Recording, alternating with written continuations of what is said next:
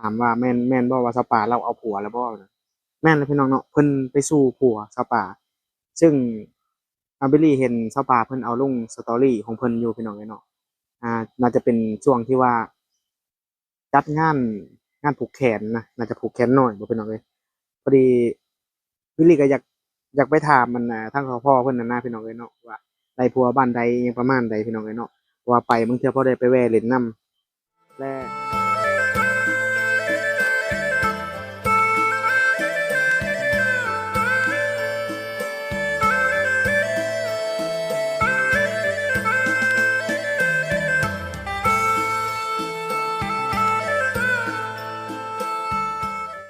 กราบสบายดี FC เบิร์ดสุขุสุคนเนาะพี่น้องเนาะ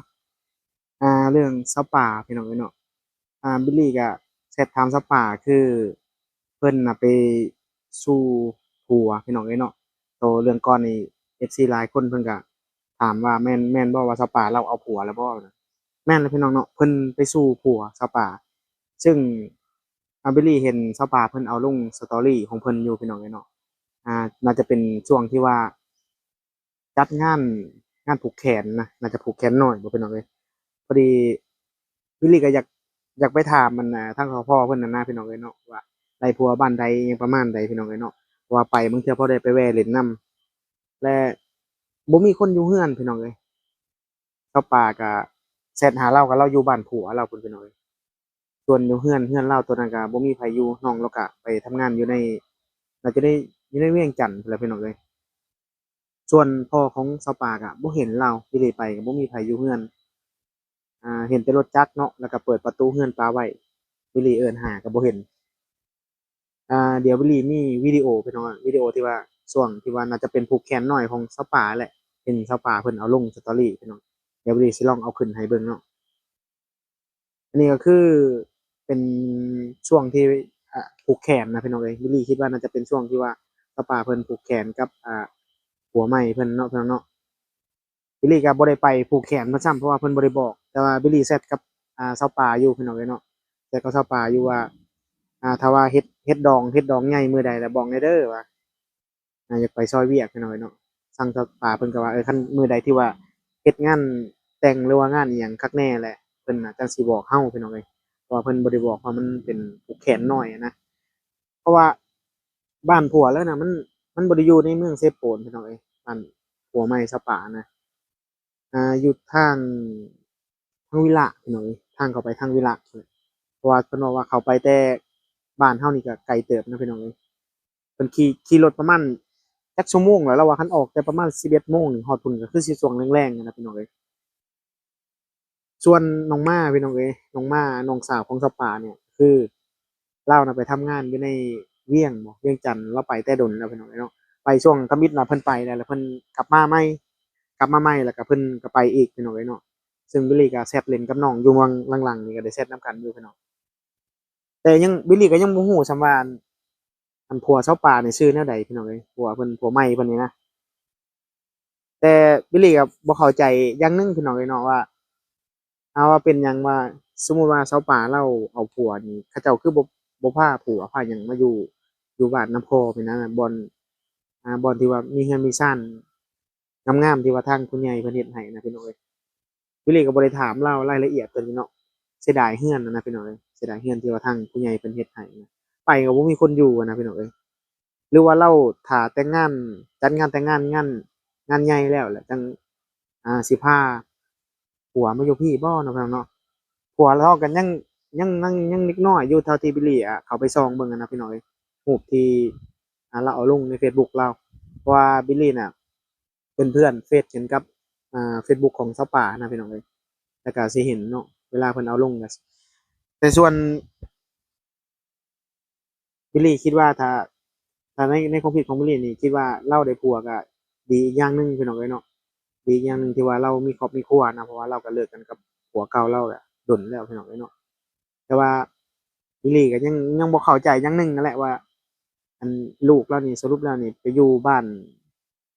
นผัวบ่หรือว่าส่งไปอยู่นำผัวบ่หรือว่ายังอยู่นำทางพี่น้องชาวป่านะแต่ว่าบิลลี่ไปแหละบิลลี่ไปวันมื้อซื่นนี่เนาะบิลลี่ก็ลองไปถามเบิ่งเล็กน้อยนะถามเล็กน้อยถาม เด็กน้อยเขามาเล่นในเฮือนเพิ่นน่ะถามว่าอันน่ะท้องหยังว่าเอาไว้บ่พี่น้องเอ้ยเอาไว้เนาะชื่อลูกเราเอาไว้นี่ถ้าเอาไว้นี่ไปอยู่ไสเห็นเด็กน้อยเขาเจ้าบอกว่าเอาไว้นี่มาอยู่บ้านพ่อแล้วนะกลับมาอยู่บ้านพ่อซึ่งบิลลี่ก็เลยบ่เข้าใจว่าสรุปแล้วนี่ลูกสาวป่านนี่กลับมาเล่นเยี่ยมยามทางพ่อบ่หรือว่ากลับมาอยู่พุ่นเลยนะพี่น้องเอ้ย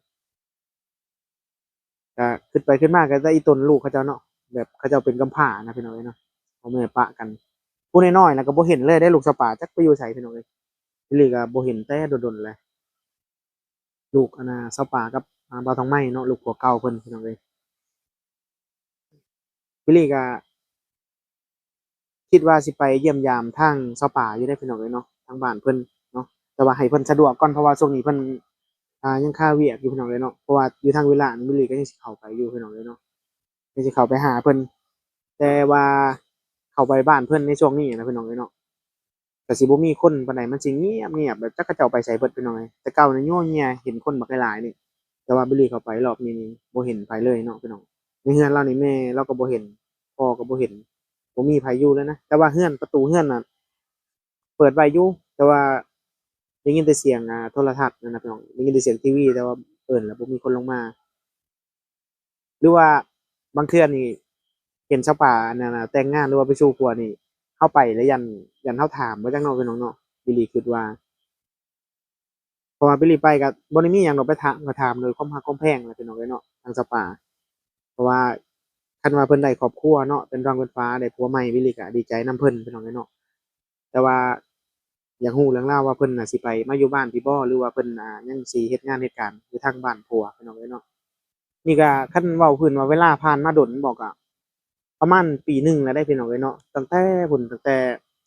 ทางสาวป่ากับน้องทองไหม้พี่น้องเอ้ยเพิ่นได้เลิกลากันไปแต่พุ่นน่ะก็ประมาณปีหนึ่งแล้วนะปีปลาย